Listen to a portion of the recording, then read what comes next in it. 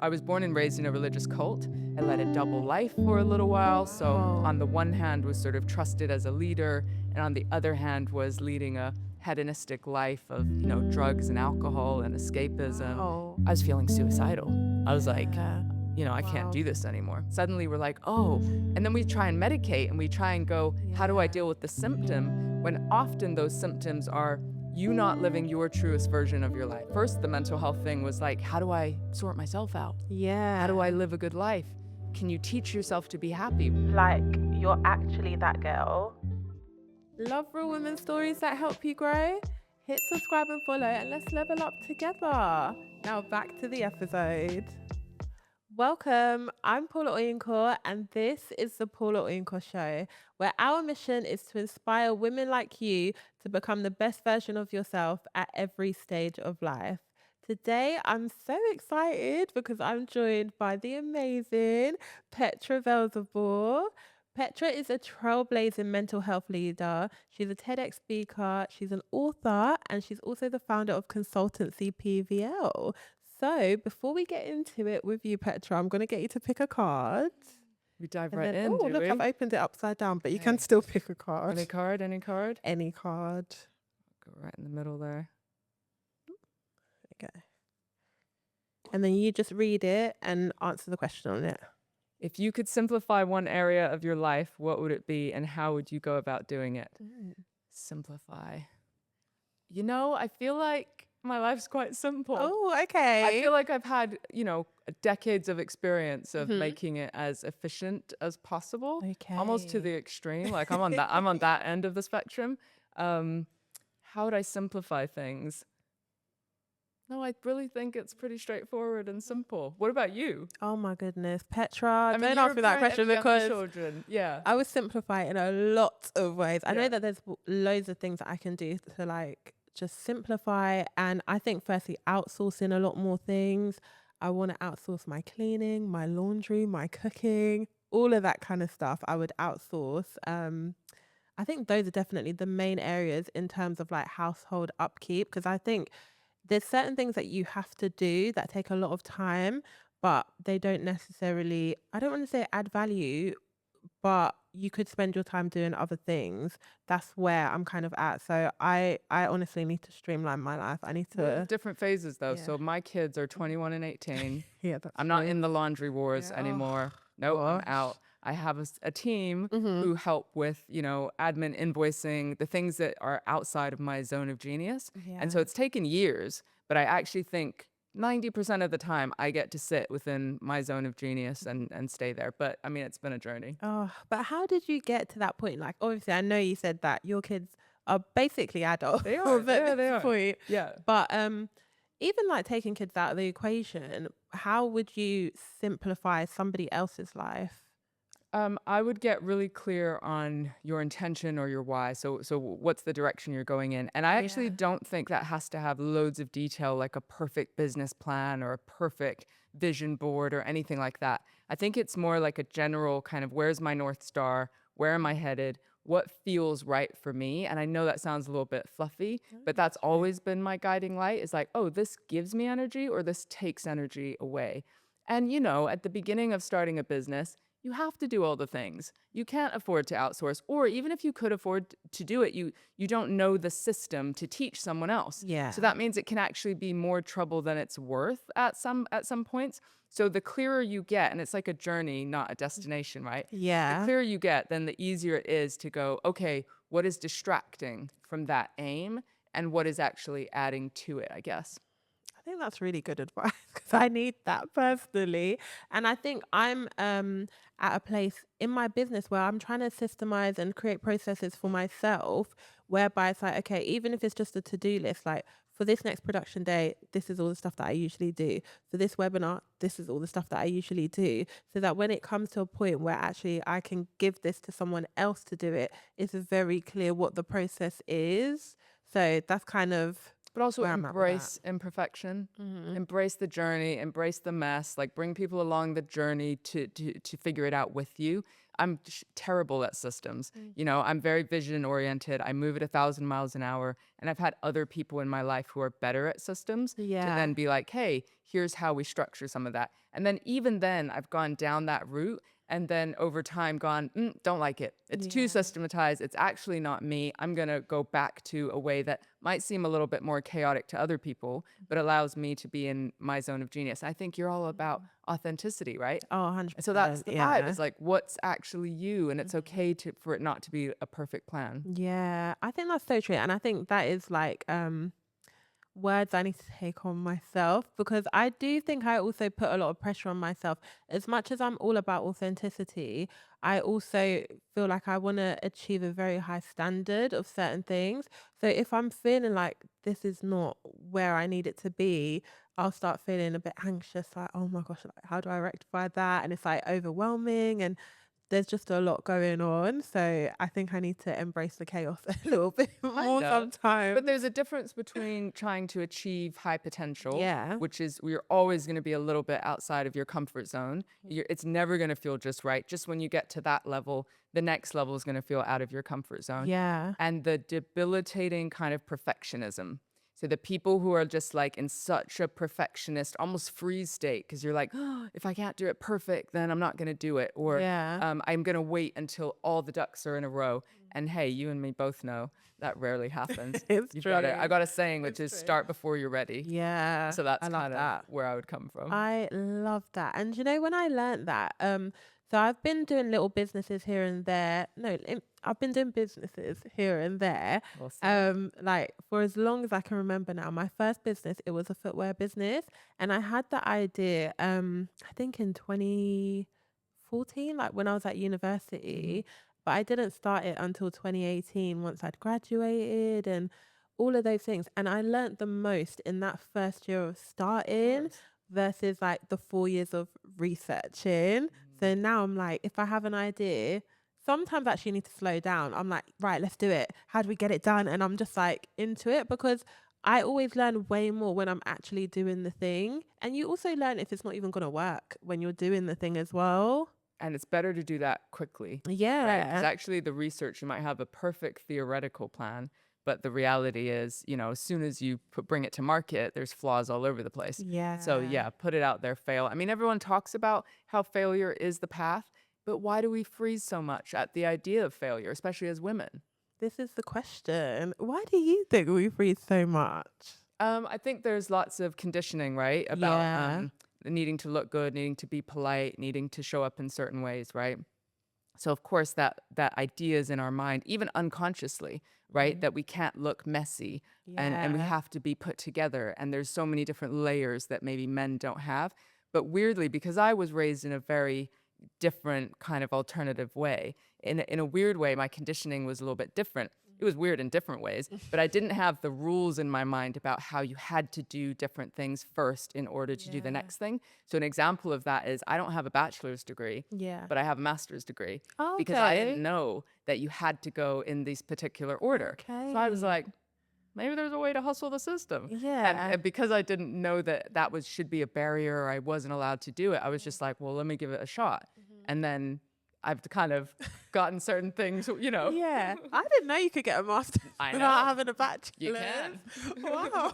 Not in every pathway. Yeah. But in some you can. So I kind of Yeah. skipped, 3 years that I just didn't have to I do. had no idea that you could do that, honestly. Well, if it works, There you doesn't go. it? But I usually ask people in your own words, like, who are you? So we can kind of go back a bit and get to know you a bit. Like, so in your own words, who is Petra?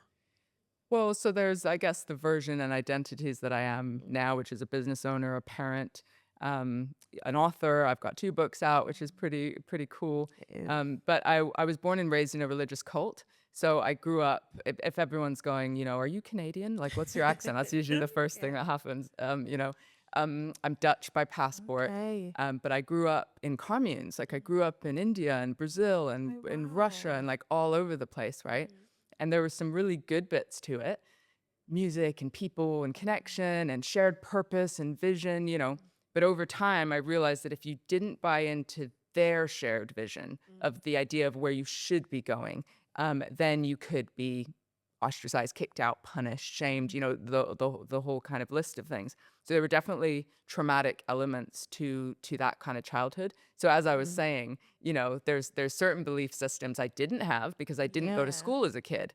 And there's certain belief systems that were much more extreme about how I would be, punished, or, the fear if I didn't behave in certain ways. So for me, you said, just being a mental health expert, the journey is deeply personal. It always starts personal, Yeah. right? And I moved into a place where I started questioning things. I led a double life for a little while. So on Wow. the one hand was sort of trusted as a leader, and on the other hand was leading a hedonistic life of, drugs and alcohol and escapism. Wow. Yeah. And so when I had my son, when I was 23, that's when I officially fully cut ties with everything from my past. But that actually led to the darkest times in my life where I Okay. felt like lonely and isolated, and addiction got worse. And so sometimes it's got to get much worse before you then hit your rock bottom and Yeah. then build your life from there. So first the mental health thing was like, how do I sort myself out? How do I Yeah. live a good life? Can you teach yourself to be happy? What are the skills? Like, what are the tools? And then over time, I was like, oh, everything is a skill or a practice. And so if you could practice one thing, then surely you could apply that to other things. And then it just sort of keeps growing. It keeps Yeah. growing from there. See, this is why I say I honestly feel like you've got such an interesting story, because obviously you've mentioned you've grown up in a religious cult. I wanted to know, at what point did you realize, okay, I need to leave this? And then also in terms of like your addiction, was it as a result of leaving that cult that you ended up going into addiction? Do you know what? I've got so many. I'll leave those Sure, questions sure. there. Yeah. Um, well, I think anybody can relate to the fact that it's often not just one moment, right? It's many little moments where you sacrifice yourself, Yeah. and you do something that you feel shame about, or that you're fitting into something but at the cost of your own self-worth, right? Yeah. So it's often it's like the death by a thousand paper cuts, right? It's not just the one thing. And so there were many moments, but then you're like, I didn't have an education, I didn't have money, I didn't have resources to live a different life. So your fear brain kind of goes, just play by the rules. Just play by the rules. Like, just ignore those things or rationalize them, or tell yourself that you're doing good things in this area. So then all the other things are okay, right? And so I guess that's why I led a double life. And I used to be really hard on myself that I didn't have the dramatic, like, slam the door moment of going, Yeah. I'm leaving. It was more like my body and mind were giving way. And I think that's when women, especially, wake up to their rock bottoms, Yeah. is burnout. Mm. And I think you've experienced some of these things, right? So that Mm. exhaustion, that depression, anxiety, suddenly we're like, oh, and then we try and medicate and we try and go, how do I Yeah. deal with the symptom? When often those symptoms are you not living your truest version of your life. Yeah. And then just to answer the addiction question, none of my other siblings are addicts. So I've discovered, because I grew up with a stepfather, that addiction there's a genetic code. And so even though I didn't Okay. grow up with my biological father, like, addiction's on that side of the family. Yeah. So yes, you might say that someone with the gene, if they've experienced trauma, it can be activated. But Yeah. it's not like a direct, that happened, therefore you're an addict. Yeah. But my God, I certainly used it as an excuse. Okay. You know what I mean? Yes, I Yeah. do.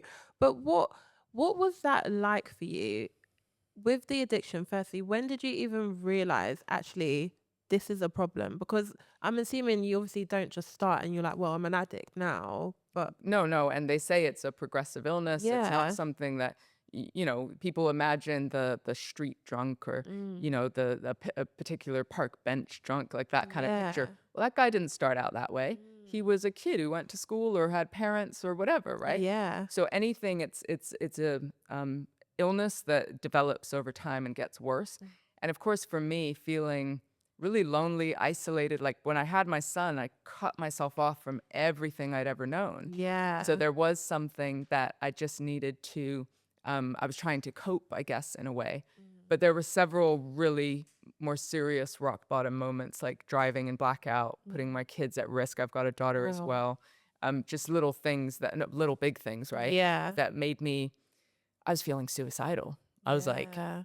I can't Wow. do this anymore. So it Mhm. really got to that danger point for me to then wake up and start the process of recovery. Wow. What was the healing process like? Because I feel like some people, and also even things like feeling suicidal, I think a lot more people experience that Mhm. than say. So, what was the point where you were like, no, not necessarily this needs to change? Because obviously you said it's a build up of things, but what was the first step and how did you get to a place where you are now? So there's this story that I almost, the memory is like confused now because it was about 15, 16 years ago. Yeah. Um, but I remember waking up one day and just staring at the ceiling, right? I was in bed and I had two young kids still sleeping downstairs, and I just couldn't get out of bed. And I was just thinking, this is like, I can't do another day. And how sometimes when you're tired at night, you're like, oh, I can't do another day. Yeah. It's a bit different than first thought when you wake up, Yeah, that's right? There's true. a little bit of a like, this is carrying on and this feels a bit dangerous.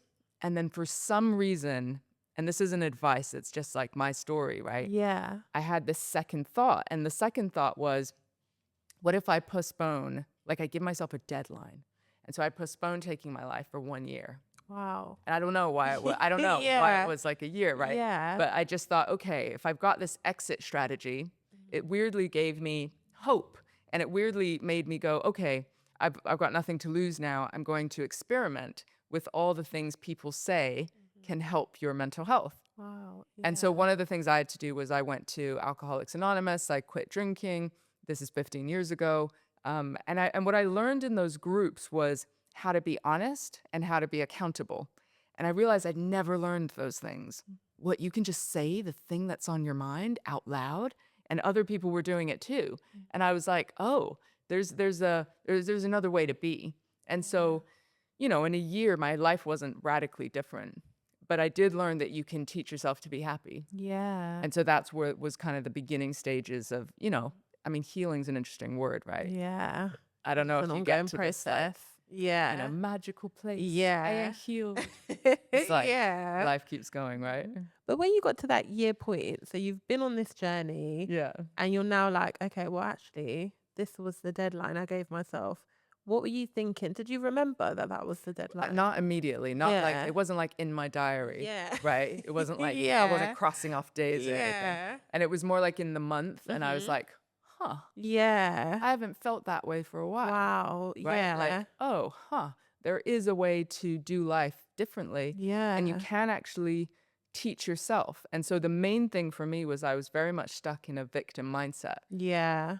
And I would surround myself with people that would back up that thinking. Because I'd be Yeah. like, hear me out, and tell them a big old sob story about what was difficult and how I now had two kids who were such a Yeah. burden, Oh, How no. Yeah. awful, Yeah. right? But I would say, I didn't go to school, and all these cards weren't given to me when I was younger. And what do people say? You surround yourself with the people who are like, have another drink. Like, Yeah. that sounds tough, right? But you realize, like, once you get sober or you start changing, sometimes your friends, you realize there's not the right people around you, right? Yeah. And so that's probably something many people can relate to with whatever change they're going through. Wow, that's amazing. So, what are some things people can do who are currently not in the best place mentally what are some lessons and skills they can start working on to get to a better place? So don't worry too much about the big stuff. If you follow influencers and stuff online these days, even from like a well-being, healing perspective, they're like, take a cold plunge, meditate, do all these things at 4 or 5 a.m., right? Yeah. And you can feel a bit overwhelmed and think, oh, I'm never going to do those things, right? But when I was first in recovery, they had this little card called the Just for Today card, and it fit in your wallet.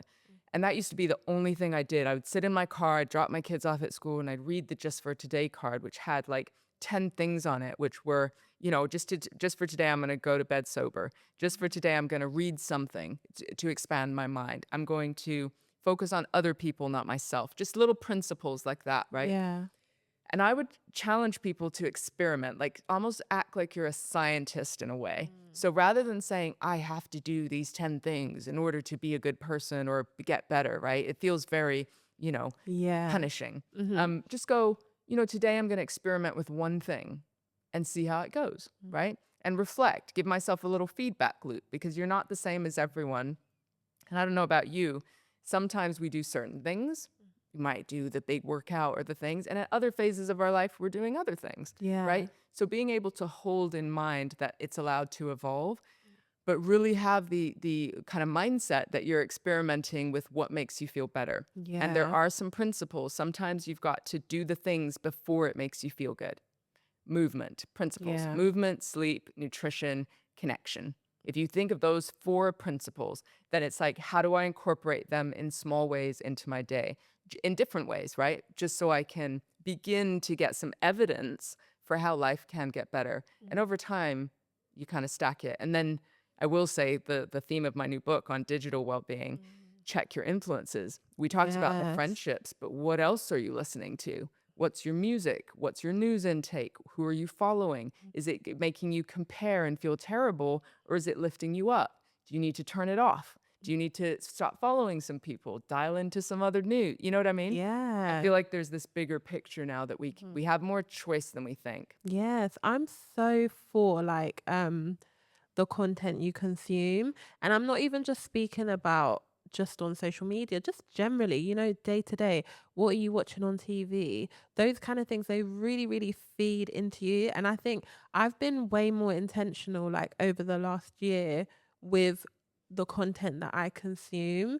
Even to the point where actually I'm trying to open my mind a bit more. So I'm trying to follow people who I wouldn't ordinarily follow just so I can start. Get out of your algorithm. Yeah, Mhm. just getting different perspectives on things and just expanding my mind further. And honestly, like I always say this, especially about things like the news, because I remember on the webinar that we did, you mentioned like Yeah. stop watching the Yeah. news. And I agree. My husband, he's like a news, I don't want to say fan, but he's always on top of what's going on the news. And he's always like, getting on to me because he's like, oh yeah, you don't like watching the news or you don't watch the news. I'm like, yeah, I don't because it's just so negative, like, Yeah. and it's not Protect your that. energy. Yeah, Mhm. that's literally my thing, and I do it because it's not that I'm avoiding what's going on in the world. It's just I feel like the stuff that is important for me to know, I will find out. Like I don't need to sit there and watch the news at 6 p.m. every single day to find out what's going on It's because often on repeat. It's yeah, clickbait, there's yeah, fake news, there's misinformation. And what it does is it just triggers your nervous system yeah. into a fight or flight space, which makes Okay. it harder to be creative, connect with people, do the things in a meaningful way that where you have some control. So I'm not saying never tap in, but Yeah, like you said, I mean, your manage it. husband can just give you the headlines. Be like, we're at the top 3 Exactly, headlines. Thank you very yeah. much, right? And Exactly. it's also knowing yourself. Like if you're anxious, well, you got to be a little bit more careful about checking a few things, such as the news, such as caffeine, sugar, just like the basics Yeah. before going, oh, where's my antidepressant or my, anxiety medication? And I'm not saying those things don't have a place, but often if you look at lifestyle and connection and how someone is living, that's usually where the source is to some of these things. Okay. And you've touched on digital well-being. What other things can people do to, I guess, protect their energy online? So, I mean, people often start with the tactics, like what boundaries do you need to set, like the news or notifications. But I actually like a step before. And the step before is what's your intention for your life? Mm, How do you want to live your life? How are you feeling? Where are you trying to get to? Who do you want to be? And then is technology helping you get there or is it taking away? oh, Because like technology is not bad. I have a fully remote team. My siblings live all over the world. We get to do free video calls. Like I'm a little bit older than you. That's not always been a thing, right? You have to like save up money to do calls or and you'd yeah. write letters or emails or these sorts of things. So I'm not against technology. I think it's epic, but all the research suggests that there's a tight correlation to our young people's mental health and all of our mental health Yeah. going down right when the social media stuff was going up. I saw this. There was like a documentary on Netflix. I'm not sure. Did you see The that Social documentary? Dilemma. Yes, Yeah. that's the one. I've been trying to remember Terrifying. it. Yeah, Mhm. it's horrible. Like, it's so hard because I think you're right in the sense that social media, technology, it's not a bad thing, but I guess it's like the usage of it. How you use it, when you use it. Yeah. Yeah. I mean, what are your, if I may ask, No, go for it. what are your like warning signs that Ooh. you're like, oh man, it's maybe going into more of Mhm. an unhealthy.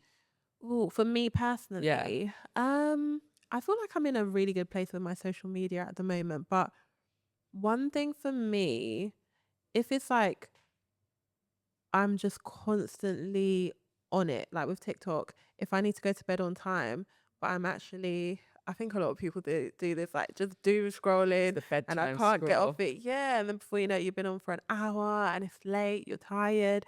At that But point, you're I'm like, wired as well, right? Tired yeah, and wired at the same time. because of Yeah. what you're doing.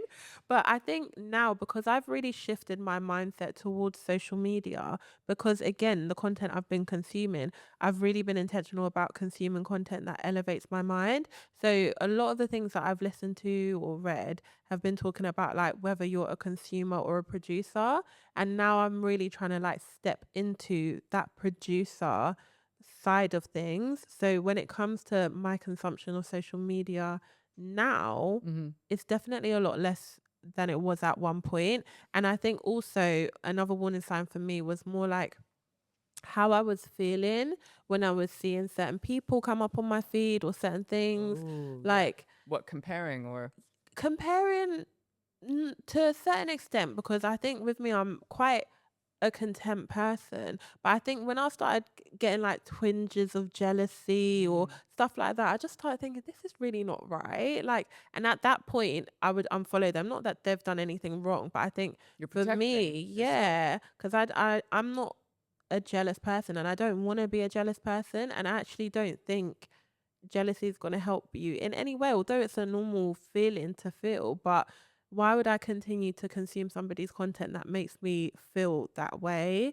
So I think I'm quite attentive to how I feel about certain things and certain people that I follow as well. I feel like I've been very intentional with my life over the last year or so. Well, you have to be So in a way with yeah, everything that you've got going on, right? got a lot going on. Yeah.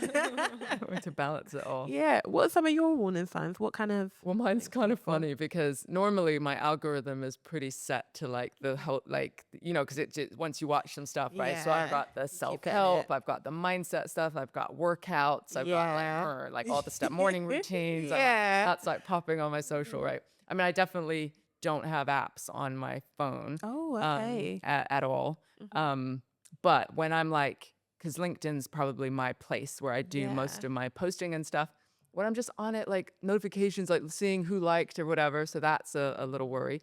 And then when my algorithms change to, embarrassingly, 911 calls. Oh, Have you ever okay. seen one of some of those? Yeah, I know what you And mean. then like Yeah. all of them are like 911, what's your emergency? And it's like a kid, and I don't even want to repeat some of the stuff. But there's Yeah. like, my mom's not breathing. It's like Oh, yeah. horrible stuff. But Yeah. I'm like, okay, because I'm sort of, because I grew up in a weird way. I'm Yeah. also, there's this part of me that's like, Mhm. oh, when kids escape from stuff or when they do stuff, I get that's not you. helping me sleep at night though. Yeah. So then I'm like, whoa, like my whole feed, like let's take a Yeah. proper break and like Mhm. reset in a I way. think everyone has their thing. I'm trying to think like what my thing. Do you know? I get a lot of like these TikTok dance trends, stuff like that. I'm not Like, on TikTok oh, because you I know, cannot. oh gosh, do you know I'm what? protecting all the things. My sisters convinced me to get on it like years ago. And because they were like, I used to watch Instagram Reels Yeah. instead, and they were like, oh, TikTok is different to Reels. TikTok is different to Yeah, it's Reels. worse. And it actually is very different. Yes. I will, I will say, but no, that is why I'm on TikTok. But I think because of like my intentionality now, I don't feel like I like sucked into it. I definitely try and step more into that producer mindset. And I think even from the perspective of being like a producer on social media, certain things that I was doing or feeling wasn't really healthy. Like, you know, all the vanity metrics, like, oh, what's my follower count? Oh, how many people liked Mm. it? Oh, like all of these, oh, how many views did it get? At one point, it was almost like, oh, what's the point in posting if it's not getting views? But then again, I like have recently tried to switch my mindset where it's like, actually, my social media is more like my personal portfolio.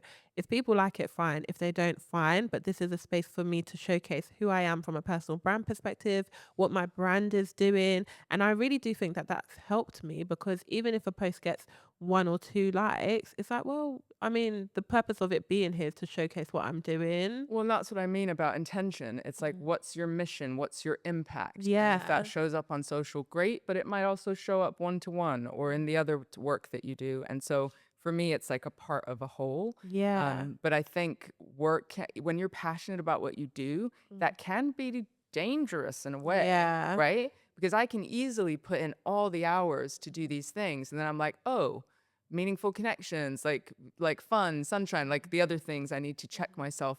But it's almost sneaky because it's like, but I love what I do. I'm not like Yeah. working in a corporate. They're not making me, right? Yeah. So I'm like, okay, what does balance look like to me? And I don't think it's a one and done decision. Mm. It's like every 3 months, take yourself away from everything, Yeah. get some pen and paper or to go for a walk, whatever helps you reflect and go, is this still working for me?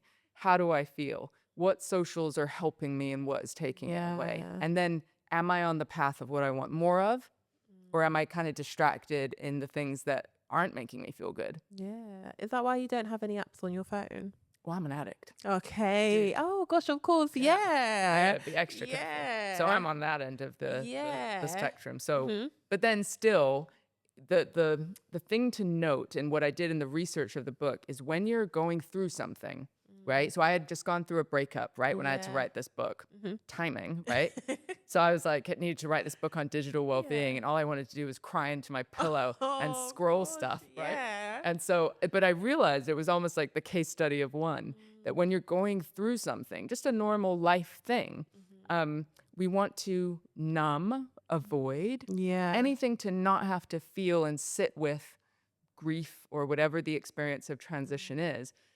And so for me, that's my warning sign is like, oh, there's this acronym in AA called HALT, which stands for hungry, angry, lonely, tired. So when you're one of those four things, then any kind of addictive substance just seems really, comforting and soothing. Yeah. And, in the short term, whatever, scroll. For me, it's better than drugs, right? So, Yeah, yeah. but in the long term, who I want to be, it's not necessarily helping me. So it's like, we gotta be compassionate with ourselves. Like billions of pounds is being spent to compete for our attention. Yeah. This is the system is at play here. And Mm-hmm. so even if you're not an addict, you'll have a compulsion. Or when you're vulnerable, those are the things that are gonna kind of pull you in. So it's that awareness that can kind of help us. But don't get me wrong, I can go to LinkedIn on my browser and my this and my that if I want to. Yeah. And so I'll start doing that. And I'm like, Yeah. just delete the whole thing, refresh my whole history. Yeah. There's always a way. How can someone tell if they're like addicted to tech? Do this. Ask the 3 people closest to you what they think your relationship to your device is like.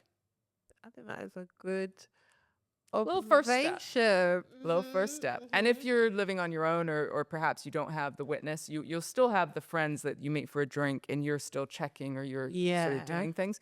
But then check your body, your sleep, your anxiety, depression, like how you're feeling. So that's going to be your next clue about whether, and we don't need to label you, but it's like, is this a problem for me? Yeah. Is there something in my control that I should check myself and do something about it?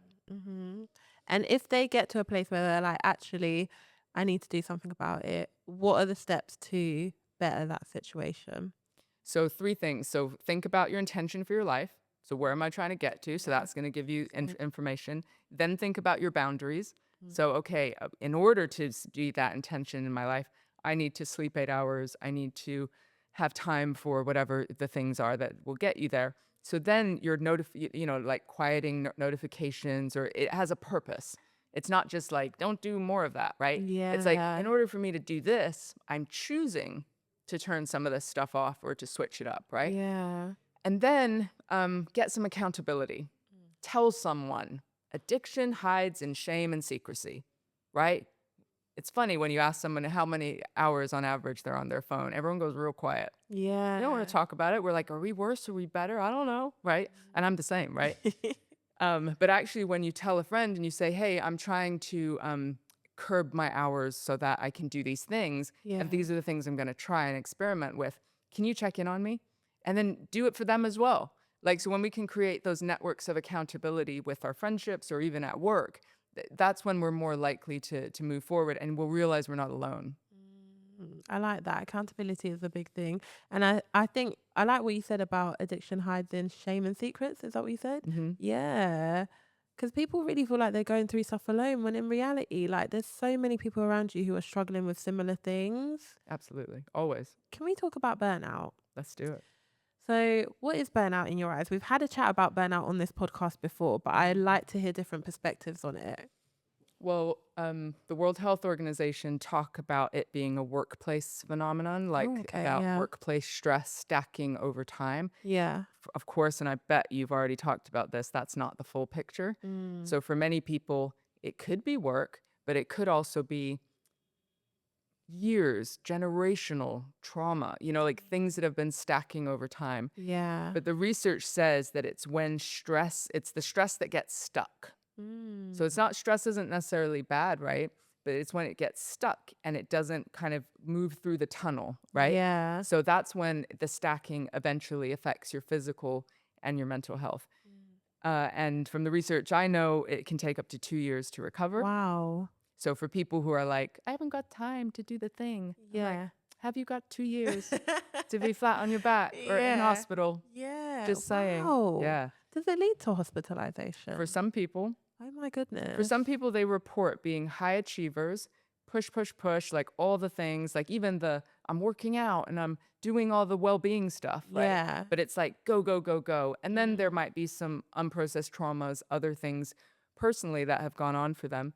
And people describe it like from one day to the next, someone has said their legs didn't work or their vision went or something very physical happened to them. Yeah. And of course, it's not a switch. If people are interested, Google the 12 stages of burnout. Yeah. It's a great way to kind of go, oh, I get to stage 6 and then I pull myself back, or stage 3. And where most of us are doing a dance, especially women, especially mothers, right? Yeah. We're doing this dance in the middle and then pulling ourselves back. It's really prevalent these days. If we think of tech addiction, if we think of work-life balance, if we think of the pressure to be all these things all the time. Yeah. And I wish people knew a little bit more about those 12 stages and about what to look out for, because we are allowed to live our lives differently. Yeah. And what's sort of told as far as how we should live them. I don't want to like quiz you, but what are the 12 stages? That is you a know quiz. Well, I'll tell you because I always get lost in the middle, but I'll give you some of the highlights. Yeah, So the first ones are working harder. Oh gosh. So it's actually trying to prove yourself. Those are stage 1 and 2. In the middle, we've got displacing conflict. So I don't know about you. You work hard and you're super professional all day, right? And then you walk into your front door and you take it out on the people that you love the most. That's called displacing conflict, right? So it's not their fault, but you've been building the stress up and now that's your safe place and you take it out on them. And then we start it's called revision of values. So the things that you used to do that you knew were super important for you, you start going, oh, I'll do that next month. Or I actually don't have time for that. And you start convincing yourself that the things that will help you, that you don't have time for them, right? And then to move right through to the last stages, inner emptiness. I know this is getting dark. And depression is stage 11.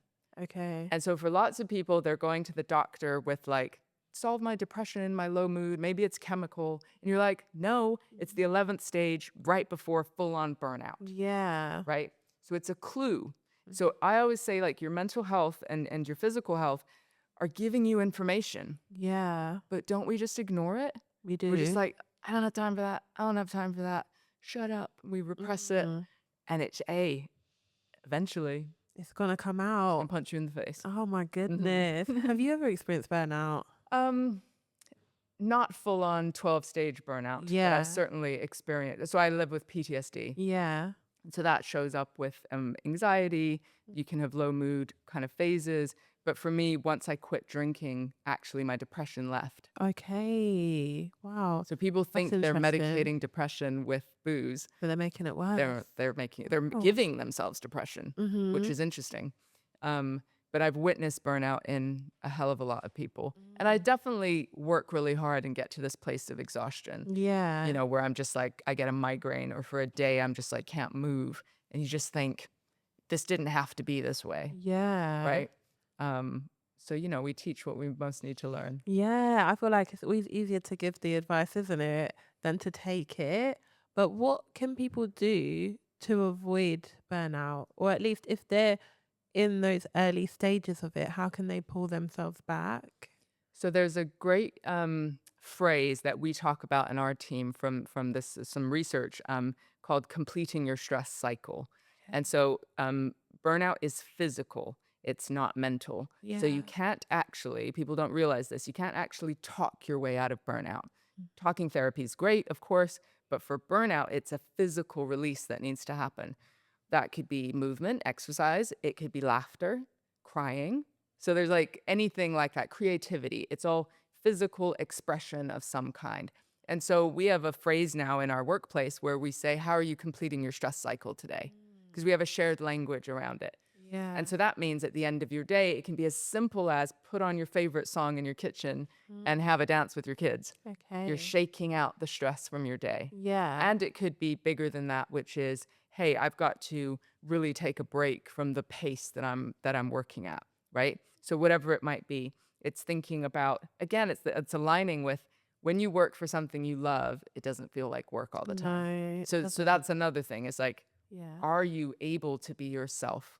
And people don't always connect that dot to depression, anxiety, and burnout. But I've know from leading a double life myself that that's what was making me sick. Yeah. If I have to always be wearing a mask and pretending like I'm somebody else, it's exhausting. It is. And these are the things that kind of lead to it as well. And I go into burnout a lot in my first book, Yeah. which is called Begin With You. Mhm. So that's where I kind of touch on the mental health burnout thing a lot more. Yeah. But how frequently do you need to complete your stress cycle? Is it like a daily completion? Every day. Oh, okay. And you just think we're sitting more than ever, Yeah. right? And of course, if you have had a particular week where, you know, if I'm writing an assignment or my books, maybe I'm kind of sitting a lot more for a couple of days, right? That's not the end of the world. It's more about the pattern in your life and what you consistently do. But I was on the phone to my sister last night who lives in the States, and she was like, "You're always walking." And I was like, "Oh, yeah, that's true." Also, this is Europe, and that's, you know. But because I incorporate it into my day. So if I can do a walk and talk on my headphones and do a call, I'm completing my stress cycle while I'm talking and doing stuff, right? So find ways within your day that you can create the ways to complete your stress cycle. And then accountability. Yeah. So we talk about it in my team. So we're checking in on each other. Yeah. So you said that it's a physical release. So if you go to the gym in the morning, would you still need to do something by the end of the day? I don't know if that's a silly question to ask. I think you can go in the morning. That's Yeah. completely fine. But then are you sitting for 12 hours after?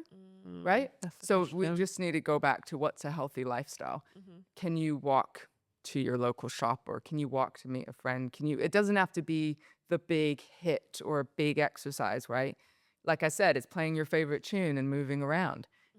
It's just going for those walks, incorporating something into your life. And of course, what we probably don't have time to get into is actual toxic stress Yeah. from, you know, a manipulative boss, or something where you're discriminated against, or Yeah. there's categorical things that are like attacking you. That level is bigger than maybe the stress that I'm getting right now, which is like, oh, do this proposal by Friday, Yeah. right? It's different, and that can trigger old stuff. So you might need to change your environment in order to make this stuff work for you. What's one piece of advice you'd give your younger self?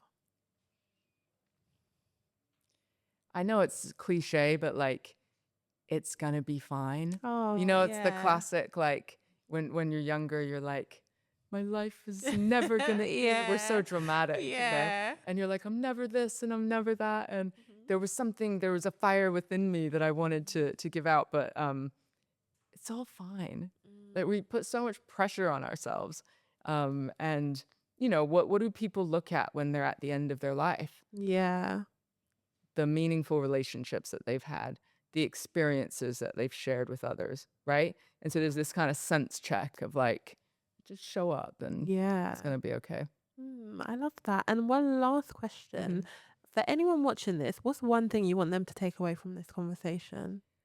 I think the main skill that I want people to develop is, I always say, practice bravery. Yeah. And so people think that's the big things. We were talking about stages and getting on stage and speaking, but it's the little things like talking to someone you don't know, right? Walking a different route, trying a different class, seeing some different people. It's like these are the things that stack because they're scary at the time. You're like, oh, what if I get judged? Yeah. So the skill for me that has brought me from rock bottom 15 years ago, unable to make eye contact. The first time I walked into a meeting, I could not look anyone in the eye. Wow. And now I speak on, I think my biggest stage was like 1,000 people, Ooh, right? yeah. It had those like rock star screens where that you can see Ooh, I that love you're that. in the background, right? That's a bit of a difference. Yeah. And it didn't go from there to there. It was like, I'm going to go to an AA meeting. I'm going to be honest with someone. I'm going to go to school, right? And then slowly, so practice bravery would be my tip. I think that's a really, really good takeaway. And I like how you said that bravery is not always like the big acts. It's just the small things that you can do. 'Cause even I think I could practice bravery a little bit more when I think about it in that way. So, Petra, you're incredible. Oh my goodness. I was always interested in your story from the moment like I reached out to you, but obviously hearing it more, hearing your journey, seeing your positivity, like it's just so amazing. And thank you so much for coming on the podcast. Thanks for having me. I appreciate it. Is there any projects that you're currently working on? And also, how can people connect with you? Sure. Should I let people know? Yeah. Yeah. So my website is just my name, petravelzeboer.com. I've got 2 books. So Begin With You and Digital Wellbeing. And LinkedIn's really my happy place. That's where I put out all my stuff. So connect with me there.